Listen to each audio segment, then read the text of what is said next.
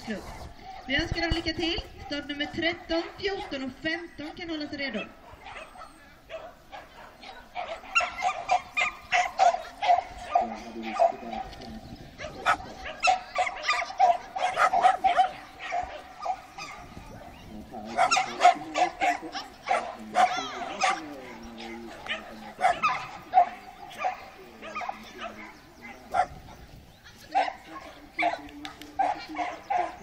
Där är det en risk för Ascot som inte riktigt tog hindret på rätt håll.